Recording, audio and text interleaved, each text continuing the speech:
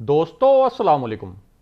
आज हम आपको बताएंगे कि शुगर स्कैंडल के बाद वज़ीर आज़म इमरान खान और जहांगीर तरीन के दरमियान तनाज़े में क्या नया ट्विस्ट यानी क्या नया अहम मोड़ आ रहा है, और दो वफाकी वुज़रा ने इस सिलसिले में प्राइम मिनिस्टर को क्या अहम पैगाम पहुंचाया है। और इसके साथ साथ आपको ये भी बताएंगे कि फरदौस आशिक आवान क्या करने जा रही हैं।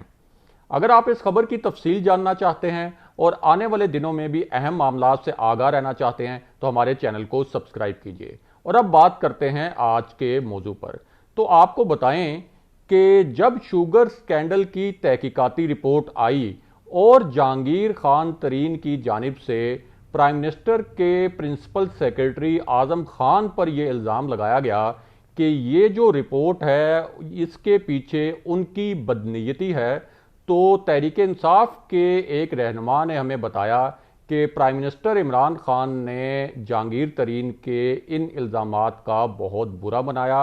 और उससे जहांगीर तरीन और इमरान खान के दरमियान जो इख्तलाफात थे वो शिद्दत अख्तियार कर गए। लेकिन अब ये जो पूरा मामला है इसके अंदर एक नया ट्विस्ट यानी एक बहुत अहम मोड़ आ रहा है, और ये ट्विस्ट क्या है वो आपको इसी वीडियो में थोड़ा आगे चलकर बताएंगे। लेकिन पहले आपको इस पूरे मामले का एक मुख्तसर सा पस मंज़र बताते हैं, और वो पस मंज़र ये है कि प्राइम मिनिस्टर के जो प्रिंसिपल सेक्रेटरी हैं आज़म खान, वो वज़ीर आज़म का अपना इंतखाब हैं। इससे पहले वो केपी में चीफ सेक्रेटरी रह चुके हैं और प्राइम मिनिस्टर इमरान खान उन पर बहुत ज़्यादा भरोसा करते हैं और उनको बहुत दयानतदार भी समझते हैं। तो जब जहांगीर तरीन की जानिब से उन पर इल्ज़ामात लगाए गए तो प्राइम मिनिस्टर ने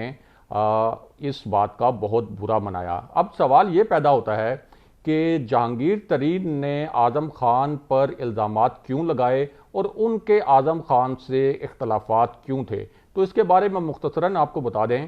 कि जहांगीर तरीन को जब प्राइम मिनिस्टर इमरान खान ने गैर रस्मी तौर पर बहुत ज़्यादा अख्तियारात दिए, और उसकी वजह यह थी कि एक तो पार्टी के लिए उनकी सियासी खिदमात थी, दूसरा ज़रूरी शोबे में जो उनकी अहलियत और सलाहियत थी, उसकी वजह से प्राइम मिनिस्टर इमरान खान ने गैर रस्मी तौर पर बग़ैर कोई सरकारी ओहदा दिए बगैर भी उनको बहुत ज़्यादा अख्तियारात दिए। लेकिन जहांगीर तरीन ने सरकारी अफसरान के तकर्रुर और तबादले से लेकर दीगर बहुत से अहम मामलात पर बहुत सी सिफारिशात प्राइम मिनिस्टर ऑफिस भेजना शुरू कर दी, और उनकी तवक्को ये होती थी कि ये तमाम सिफारिशात जो हैं वो मिनोवन मंजूर हों और इन पर प्राइम मिनिस्टर के जो प्रिंसिपल सेक्रेटरी हैं आज़म खान वो दस्तखत करके पीएम ऑफिस से ऑर्डर जारी कर दें। लेकिन आज़म खान ने उनके ये जो सिफारिशात थीं तमाम उनको मिनोअन उन पर दस्तखत करने से इनकार किया और ये कहा कि अहम मामलात पर तो वो लाजमन जो हैं वो पहले प्राइम मिनिस्टर से मंजूरी लेंगे और उसके बाद ही इन सिफारिशात की मंजूरी के हवाले से कोई ऑर्डर जारी करेंगे। जिसके बाद जहांगीर तरीन और आज़म खान में इख्तलाफात पैदा होने शुरू हुए और जहांगीर तरीन ने आज़म खान को हटवाने की भी कोशिश की, और जाहिर है कि जब आज़म खान को पता चला कि जहांगीर तरीन उन्हें हटवाने की कोशिश कर रहे हैं तो दोनों के दरमियान इख्तलाफात जो हैं वो शिद्दत अख्तियार कर गए। बहरहाल जब ये शुगर स्कैंडल की तहकीकाती रिपोर्ट मंजर आम पर आई और उसके बाद ये जो इल्ज़ामात का सिलसिला शुरू हुआ जहांगीर तरीन की जानिब से, तो प्राइम मिनिस्टर ने इसका बहुत बुरा तो मनाया, लेकिन अब इस मामले में एक अहम मोड़ जो है वो आ रहा है, और आप ये भी कह सकते हैं कि एक इस पूरे मामले में एक नया ट्विस्ट आ रहा है। और वो ट्विस्ट ये है कि दो जो वुज़रा हैं वफाकी वुज़रा वो प्राइम मिनिस्टर के पास गए हैं और उन्होंने प्राइम मिनिस्टर से कहा है कि वो जहांगीर तरीन को मुलाकात के लिए बुलाएं और फिर मिल बैठकर इस पूरे मामले पर डिस्कशन की जाए। लेकिन हमारे जो ज़राए हैं उन्होंने हमें बताया है कि प्राइम मिनिस्टर जहांगीर खान तरीन से मुलाकात के मामले में हिचकिचाहट का शिकार हैं, और उनका मौक़िफ़ ये है कि जब तक शुगर स्कैंडल की जो तहकीकाती रिपोर्ट है उसका फोरेंसिक ऑडिट नहीं हो जाता और अगर जहांगीर तरीन उसमें से क्लियर हो जाते हैं तो फिर तो वो उनके साथ मुलाकात कर सकते हैं, लेकिन अगर उससे पहले उन्होंने जहांगीर तरीन से मुलाकात की تو اس کا بہت برا تاثر بنے گا اور تحریک انصاف کی حکومت اور خود پرائم منسٹر عمران خان پر بھی بہت زیادہ تنقید ہوگی۔ اور آپ کو یہ بھی بتائیں کہ کابینہ کے اندر اس وقت جو جہانگیر ترین کی لابی ہے وہ پوری طرح ایکٹیو ہے کہ کسی طریقے سے جہانگیر ترین اور جو پرائم منسٹر عمران خان ہیں ان کے اختلافات کو کم کرنے کی کوشش کی جائے، اور یہاں تک کہ ایک کابینہ کے اجلاس میں پرائم منسٹر جسے چیئر کر رہے تھے وہاں مراد سعید اور اسد عمر کے درمیان اس معاملے پر بڑی تلخ کلامی بھی ہوئی، اور مراد سعید نے اسد عمر پر الزامات لگائے کہ جس وقت شوگر انڈسٹری کو سبسڈی دی گئی تھی اس وقت اقتصادی رابطہ کمیٹی کے چیئرمین اسد عمر تھے، لہذا ان کو اس پورے سکینڈل کی اونرشپ لینی چاہیے، اور ان کی وجہ سے دراصل پرائم منسٹر عمران خان اور تحریک انصاف کی حکومت پر تنقید ہو رہی ہے۔ ساتھ ہی انہوں نے اسد عمر پر یہ الزام بھی لگایا کہ اصل میں اسد عمر جو ہیں وہ جہانگیر ترین کے خلاف جو خبریں ہیں وہ میڈیا میں لیک کر رہے ہیں اور ان خبروں کو بڑھا چڑھا کر میڈیا میں پیش کروا رہے ہیں۔ یہ مراد سعید کے الزامات تھے اسد عمر کے اوپر۔ اور اب آپ کو یہ بھی بتائیں کہ مراد سعید،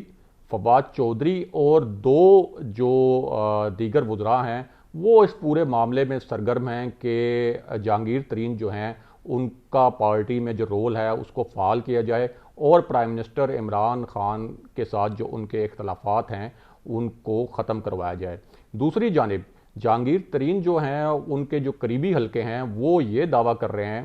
کہ جہانگیر ترین کو شوگر سکینڈل کی تحقیقاتی رپورٹ کا جو فورنزک آڈٹ ہونا ہے اس سے کسی قسم کی کوئی پریشانی نہیں ہے، کیونکہ جہانگیر ترین نے اور جو دیگر شوگر انڈسٹری نے ہے، جہانگیر ترین کے قریبی ذرائع کے مطابق انہوں نے قواعد و ضوابط کے مطابق ہی کام کیا، اور اگر اس پورے معاملے میں کچھ غیر قانونی یا کوئی ناجائز کام ہوا ہے تو اس کا مطلب یہ ہے کہ ان قواعد و ضوابط میں ہی سکم تھا، اور اس پوری بنیاد پر جہانگیر ترین کو مورد الزام نہیں ٹھہرایا جا سکتا، اور وہ بڑے پر امید ہیں کہ وہ اس پوری انکوائری میں ان کو ایک کلین چٹ مل جائے گی۔ دوسری جانب جو جہانگیر ترین کے قریبی ذرائع ہیں وہ ان کے مطابق جہانگیر ترین کو اس بات کا افسوس بھی ہے کہ پارٹی کے لیے جو ان کی خدمات تھی انہیں فراموش کیا گیا، اور ایک جو سرکاری افسر ہے صرف اس کی وجہ سے یہ سارا معاملہ جو ہے وہ اتنا زیادہ بگڑا، اور ایک سرکاری افسر کو جہانگیر ترین پر فوقیت دی گئی۔ یہ جہانگیر ترین کے جو قریبی ذرائع ہیں ان کا کہنا ہے۔ اب اس سلسلے میں ایک اہم بات یہ بھی ہے کہ کابینہ کے اندر ہی اور تحریک انصاف کے اندر جہانگیر ترین کی ایک مخالف لابی بھی ہے۔ الیکشن سے پہلے جب تک جہانگیر ترین نااہل نہیں ہوئے تھے تو تحریک انصاف کے اندر جہانگیر ترین کی لابی بہت مضبوط تھی، لیکن ان کے نااہل ہونے کے بعد وہ لابی جہانگیر ترین کی جو لابی ہے وہ تھوڑی کمزور ضرور ہوئی ہے لیکن ختم نہیں ہوئی۔ لیکن دوسری جانب جہانگیر ترین کی جو مخالف لابی ہے جس کو شاہ محمود قریشی لیڈ کرتے ہیں، جس میں اسد عمر بھی شامل ہیں اور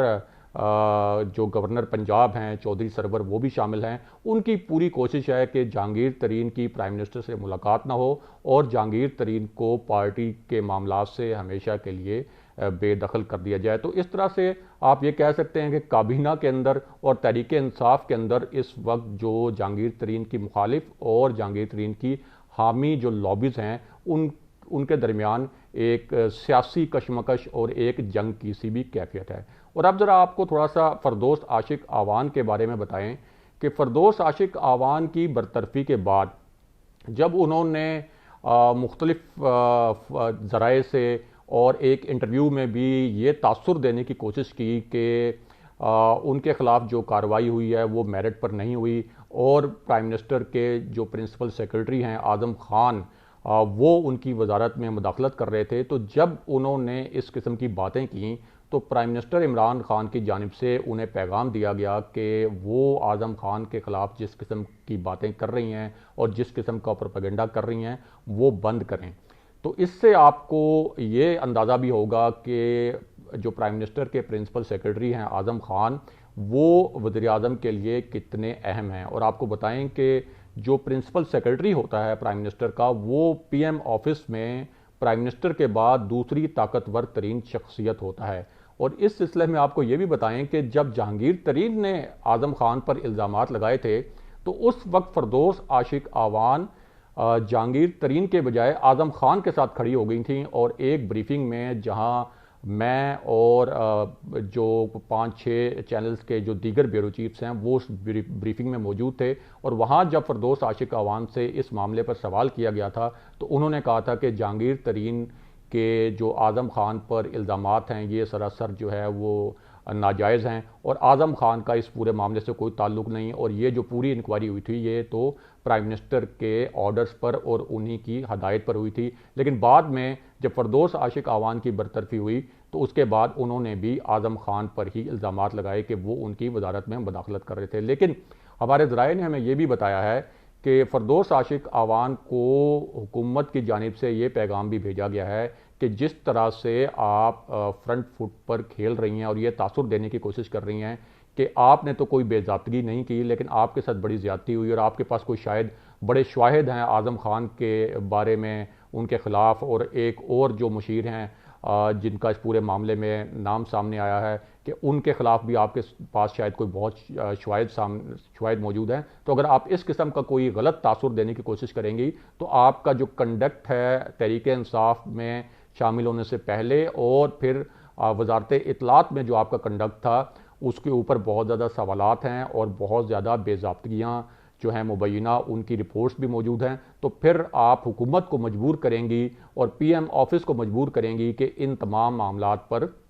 ایک تو یہ تمام معاملات جو ہیں وہ سامنے لائے جائیں اور ان کے اوپر انکوائری کرائی جائے۔ اس لیے بہتر یہ ہے کہ آپ اس معاملے پر خاموشی اختیار کریں، اور فردوس عاشق آوان جو ہیں وہ اپنے قریبی حلقوں کے ذریعے اور یہ پیغام بھی دے رہی ہیں کہ جب انہیں ہٹایا گیا معاون خصوصی کے عہدے سے تو اس کے بعد جو ہے وہ پیپلز پارٹی کے اہم حلقوں نے بھی ان سے رابطہ کیا، اور فردوس عاشق آوان کے جو قریبی حلقے ہیں وہ یہ دعویٰ کر رہے ہیں کہ فردوس عاشق آوان کو یہ آفر بھی کی گئی کہ ان کی بلاول بھٹو صاحب سے ملاقات بھی طے کروائی جا سکتی ہے۔ تو فردوس عاشق آوان بھی اس وقت جو ہے وہ اپنے پتے جو ہے وہ مہارت سے کھیلنے کی کوشش کر رہی ہیں، اور کچھ اہم پیغامات جو ہیں وہ پی ایم آفس بھجوانے کی کوشش کر رہی ہیں۔ دوستو، آج کے پروگرام میں ہم نے آپ کے ساتھ جو خبر شیئر کی، جو تجزیہ ہم نے آپ کے سامنے پیش کیا، اس کے متعلق کمنٹ کیجئے، اس کے متعلق فیڈ بیک دیجئے، اور اگر آپ آنے والے دنوں میں بھی اہم معاملات سے آگاہ رہنا چاہتے ہیں تو ہمارے چینل کو سبسکرائب کیجئے۔ اگلے پروگرام تک کے لیے خدا حافظ۔